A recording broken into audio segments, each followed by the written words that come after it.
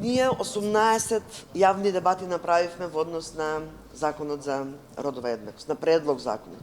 Законот се уште е во консултативен процес.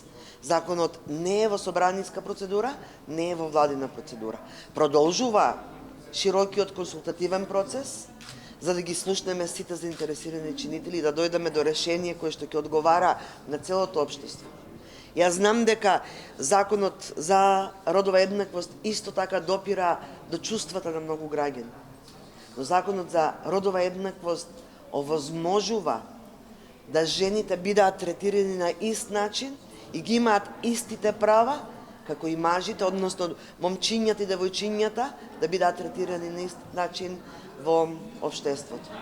Да создадеме општество кое што ќе овозможува и економски просперитет со вклучувањето и на жените и мажите во сите сфери на општественото живење, да создадеме подобри работни места.